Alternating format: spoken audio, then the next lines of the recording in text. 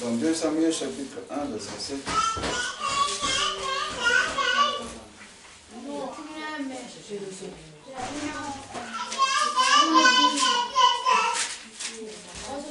Deux Samuel chapitre 9, verset 1 à 7. Voilà, on va le déchirer verset. Et puis moi, par contre, le temps est déjà parti. 2 Samuel chapitre 9, verset 1 à 7.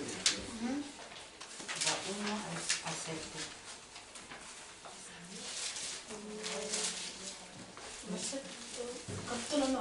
1. Capitolo 9, 1 a 7. 2 Samuele. E perché dice che capitolo 1? E vieni un attimo. Tu ne parles quoi ici? 2 Samuel chapitre 9, verset 1 à 7.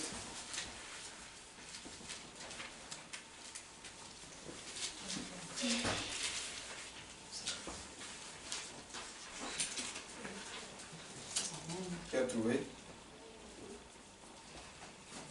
2 Samuel chapitre 9, verset 1 à 7. Je lis. Amen.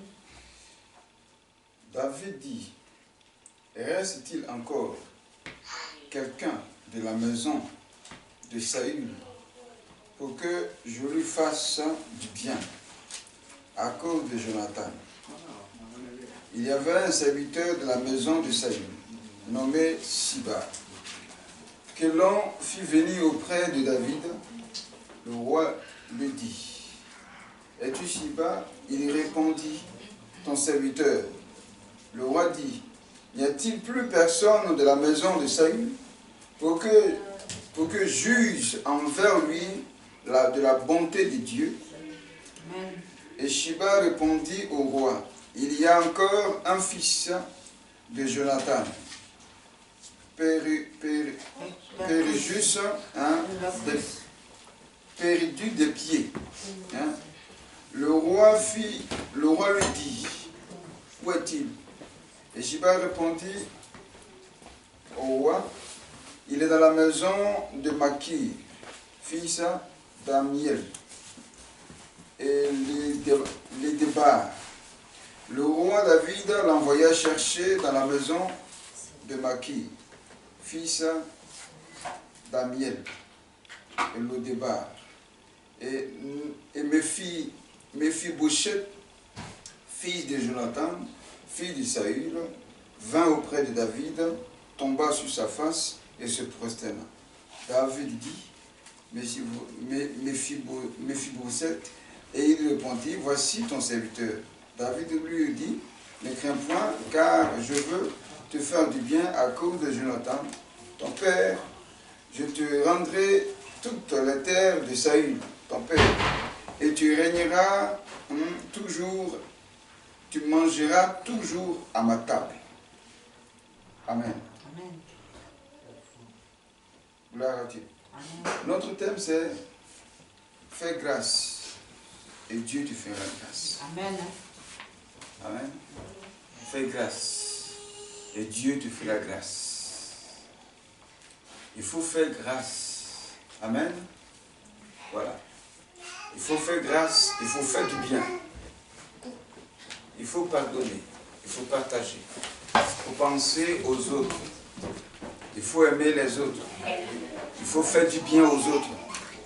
Il faut être hospitalier pour ceux qui ont besoin de la compassion et de la miséricorde de Dieu. Amen. Il faut être gentil envers les gens. Il faut penser à ceux-là qu'on ne voit pas il y a longtemps. Il faut sauver ceux-là qui sont en train de mourir.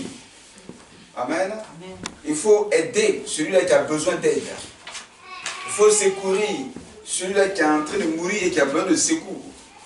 Amen. Voilà, il faut faire grâce à quelqu'un. Parce que pendant que toi, tu as la grâce avec toi, il y en a qui sont privés de la grâce de Dieu. Il y en a qui n'ont pas ce que toi, tu as. Et si toi, tu as d'autres ou bien en abondance, ça veut dire que tu dois partager avec ceux qui n'en ont pas. C'est ça, faire grâce.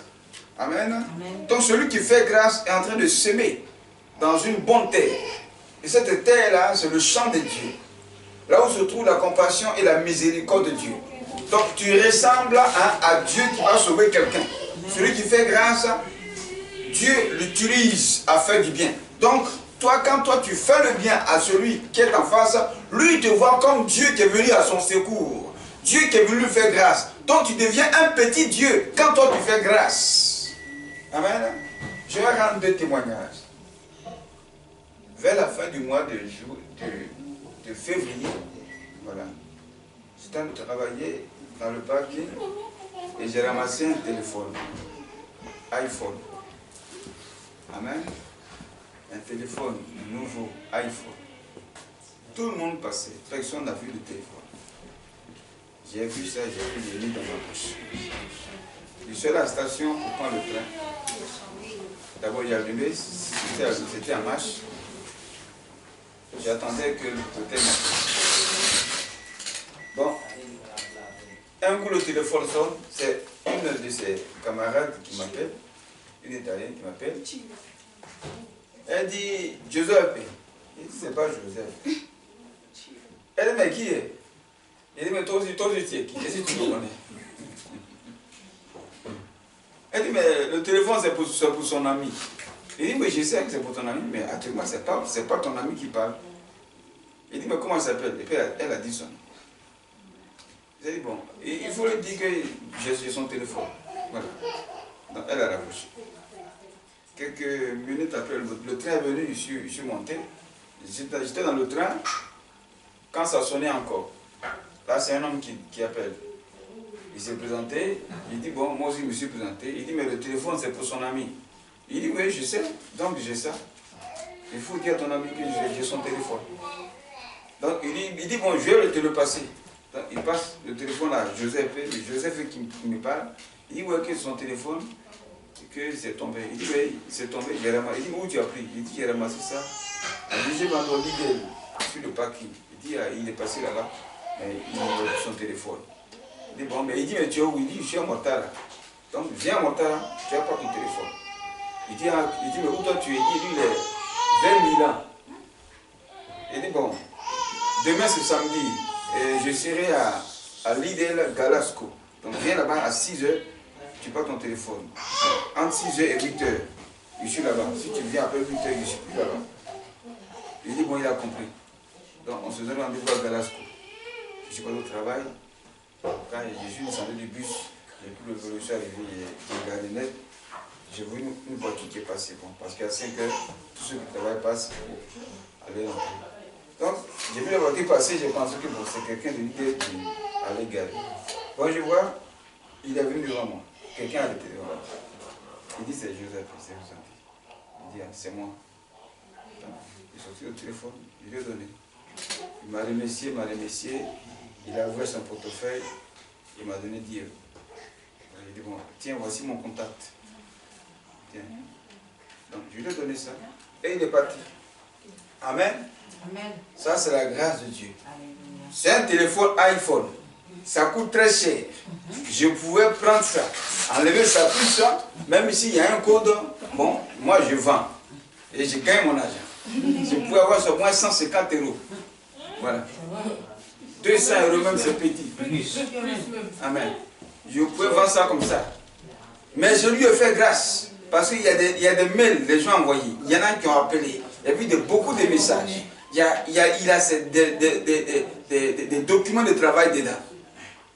Je lui ai donné ça, il est parti. Amen. Et je lui ai donné ma carte. Il a vu dessus que c'est un homme de Dieu. Il y a le nom de l'église dessus. Je lui ai donné, il y a ma photo, tout, c'est propre. Je lui ai donné, il y a tous mes contacts. Il est parti. Bon, il ne m'a jamais appelé. Mais Dieu va lui parler. Amen.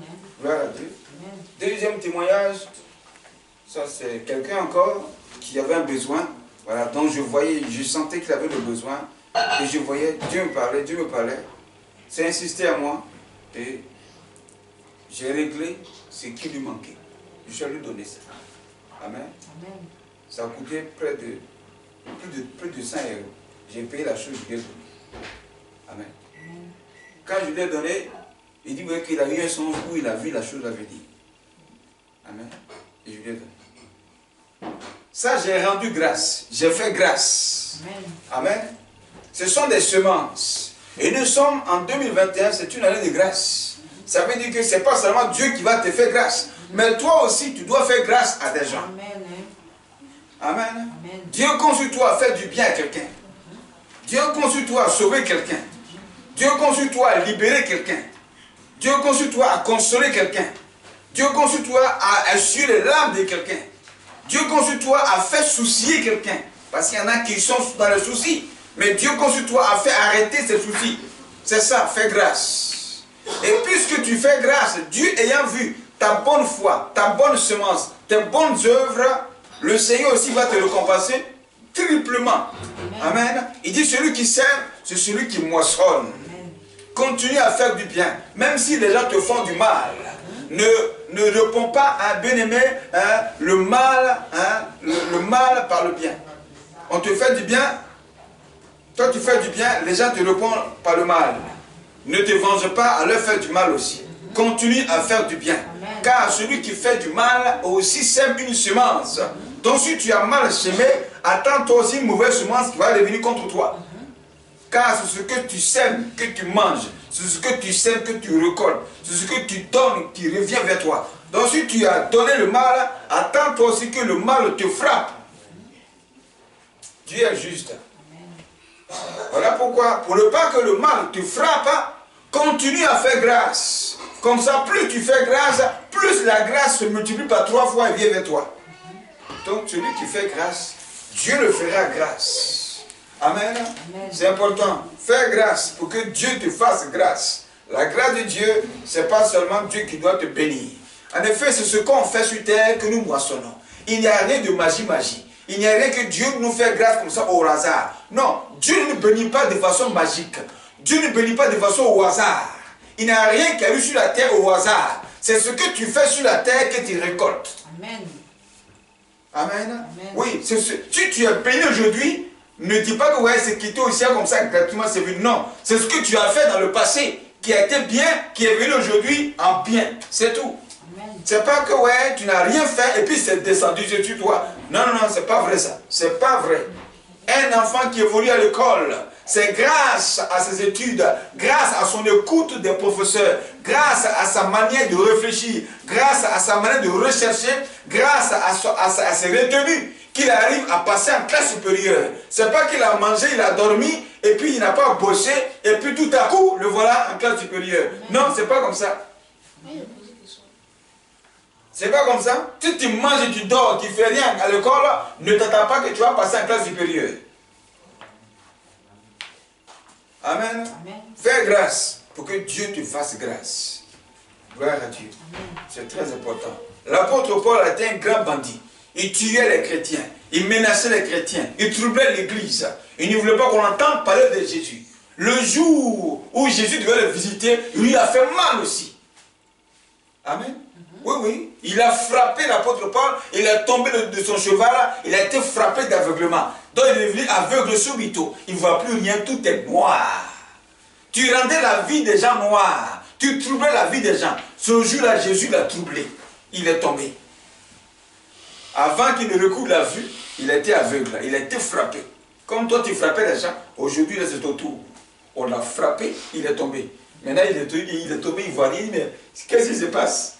C'est qui ça? On dit c'est moi Jésus. Tu me troubles, tu fatigues mes enfants, tu troubles l'église. Aujourd'hui il a été frappé pour que tu réfléchisses. Je t'ai appelé, viens me servir. Amen. C'est ce que tu sèmes que tu moissonnes. C'est tout. Donc fais grâce. Pour que Dieu te fasse grâce. Amen. Ici, on voit l'histoire de David, le roi David. Avant qu'il ne devienne roi, il a été bien-aimé élève roi dans la maison de Saül dans le palais. Saül a vu que David, Dieu l'avait envoyé pour le préparer, pour prendre sa place plus tard. Alors il tombe jaloux lorsqu'il a tué Goliath. Parce qu'il a vu des femmes de la population d'Israël qui a acclamé David, il a tué 10 000 voix. Et lui, le roi qui tue 1000 voix, ce n'est pas juste pour lui. Amen. Mais c'est ce que tu as sémé. Quand tu as vu Goliath, que tu as mentionné, tu as vu devant Goliath, tout le peuple l'a vu, que tu les as livrés entre les mains de Goliath pour que Goliath les tue. Mais voilà un petit garçon qui sort nulle part, il a 17 ans. il vient et tue le géant Goliath devant nous tous. Mais tu veux qu'on acclame qui? C'est lui qu'on va acclamer. Il n'y a pas de magie. C'est ce que tu as semé, que tu as récolté. Donc David a fait grâce au peuple là, en tuant Goliath. C'est normal qu'on dit 10 000 voix pour lui. Donc ainsi, Saül veut tuer David jusqu'à ce que l'enfant il a fui. Avant qu'il ne fuit, c'est son ami qui est le fils de Saül, Jonathan, qui allait prévenir David pour dire, mon papa prépare un coup contre toi, un piège dans lequel ils vont te tuer, il va t'assassiner. Donc la nuit là, viens, je vais te préparer, tu vas quitter ici, tu vas fuir. C'est comme ça David a fui Saül par le biais de Jonathan, son ami. Jonathan qui disait qu'il aimait David comme son âme. Pour vous dire que l'amour, là, dont on dit l'amour, je t'aime là, ça ne vient pas de la bouche, ça vient de l'âme. C'est de l'âme que naît l'amour. C'est de l'âme que naît l'amitié. Donc il aimait David comme son âme. Ça veut dire que, puisque lui ne peut pas faire du mal à son âme, c'est ainsi il ne peut pas faire du mal à David. Donc quand il dit je t'aime, ça veut dire que tu aimes, c'est que ton âme, l'âme de la personne est en toi. Donc, puisque son âme est en toi, tu ne peux pas te faire du mal. Parce que tu vas toucher ton âme et tu vas attiser son âme. Amen. Donc, ainsi, David a été protégé. Maintenant que Saül est mort, Jonathan aussi est mort, Saül a laissé un fils. Jonathan aussi a laissé un fils. Ceux-là, ils sont devenus orphelins. Amen. Amen. David maintenant est devenu roi. Dans sa royauté, il n'a jamais été méchant au départ. Il a toujours fait grâce. Même le jour où Dieu a livré Saül entre les mains de David pour dire tue-le. Il dit je ne tuerai pas, je ne mettrai pas ma main sur loin de l'Éternel. Parce qu'il y a l'huile sur lui, il y a la grâce de Dieu sur lui. Même s'il veut me tuer, même s'il est mauvais, moi je ne mettrai pas ma main sur lui. Seul Dieu qui va régler son cas. Et ce jour-là, David n'a pas touché Saül. Amen. Il a fait grâce à Saül. Mais pourtant, c'est lui qui a tué Goliath. Mais pourtant, c'est lui qui partait en guerre, qui tuait, en tout cas qui remportait toutes les guerres. Ce jour-là, on dit, voilà ton ennemi devant toi, qui veut t'assassiner. Tue-le David. Il dit, non, je ne le tue pas. Dieu lui-même va le tuer. Amen. Amen. Il a fait grâce à Saül. Jusqu'à Saül même s'est mis à genoux et il a pleuré devant David. Pour dire, mais c'est toi mon fils David. Il a pleuré. Pour la grâce que David lui a fait. Amen. Amen. Maintenant, Saül va en guerre et il meurt là-bas avec Jonathan. Maintenant, David est devenu roi. Puisque c'est un homme qui est bon de cœur. Il a l'habitude de faire du bien et non pas du mal. Amen. Donc, il dit, qui est cet homme? Et il se présente. Il dit, je suis le fils de Jonathan. Ah bon? Donc, il s'est dit en lui, le fils de mon ami qui m'a sauvé. Il dit encore, est-ce qu'il y a encore quelqu'un dans la maison de Saül que je veux faire du bien? On dit le fils de Jonathan, et le fils de Saül. Et il appelle les deux. Et puis, il fait grâce aux deux là. Il est reconnaissant. Amen. Amen. Et il rend toutes les terres. Si c'était un autre chef d'État, un autre roi qui est venu, il allait s'accaparer toutes les terres et les biens du roi Saül pour lui seul, et puis laisser dans la famine, dans la faim, dans la pauvreté, la misère, les enfants de Saül. Mais David n'a pas fait ça. Il n'a rien pris de Saül, il n'a rien pris de Jonathan, il a remis les biens de ces deux-là à leurs enfants. Et il a dit, après aujourd'hui, vous mangerez à la table du roi avec moi. Amen. Amen. David a fait grâce.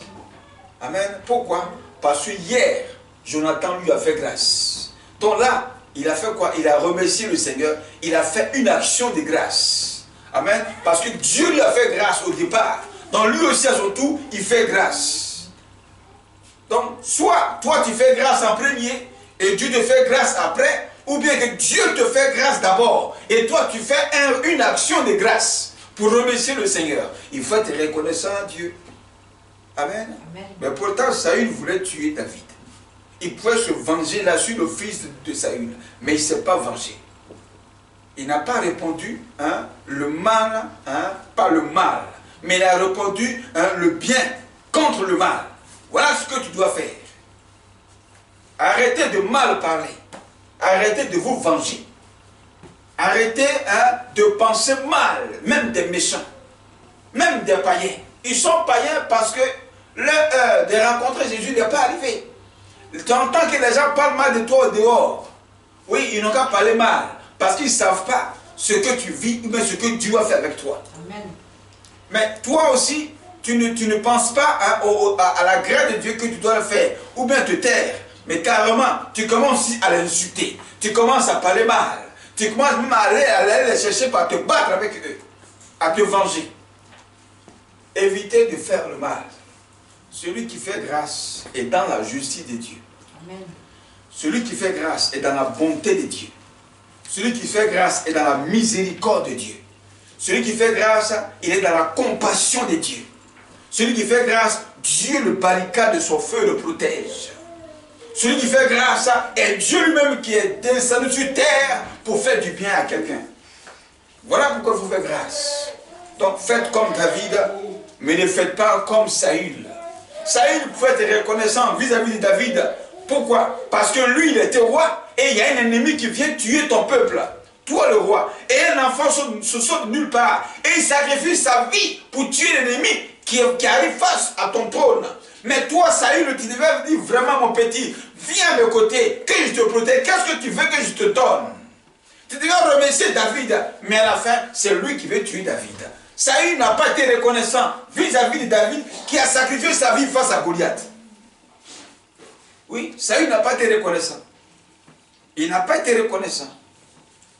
Mais il n'a pas été reconnaissant, mais David a été reconnaissant à Dieu. L'onction royale sur sa vie, il ne l'a pas touché.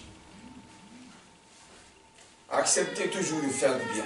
Amen. Ne faites jamais du mal, même si on vous fait du mal. Amen. Amen. Apprenez toujours à faire du bien. C'est très important. Lisons ce passage. Pour finir. Le psaume 107, versets 17 à 22.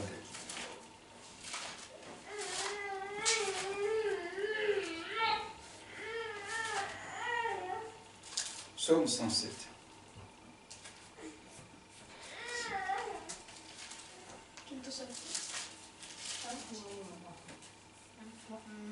Psaume 107, verset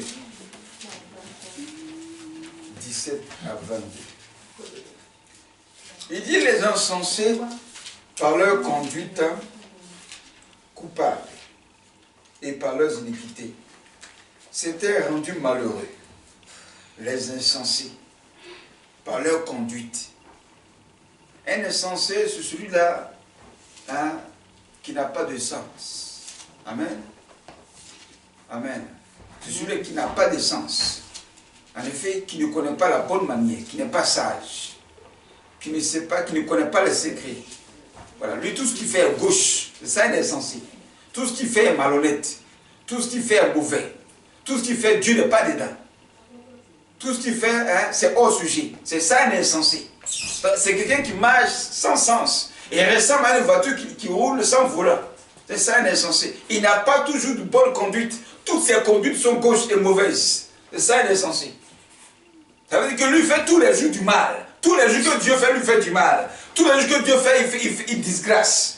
Mais si tu vas continuer tous les jours à faire du mal, agir de façon insensée, mais comprends que c'est les choses aussi insensées, mal, qui vont t'atteindre et qui vont te frapper. Et certains sont sur la terre. Et chaque jour, ils se plaignent contre Dieu. Si Dieu est vivant, si Dieu existe, pourquoi moi je souffre sur la terre? Dieu ne vit pas sur la terre avec nous. Dieu est un esprit. Les esprits sont suspendus, ils ne touchent pas le sol. Amen. Seuls ceux qui pêchent, qui touchent le sol. Et Satan et ses démons ont péché. Voilà pourquoi ils sont sur la terre. Sur les anges sont saints, ils sont purs, ils sont blancs. Ils n'ont pas de taches ni de péché en eux. C'est pourquoi ils ne touchent pas le sol. Satan a péché, voilà pourquoi il est sur la terre. Sur la terre sont les pécheurs, les insensés.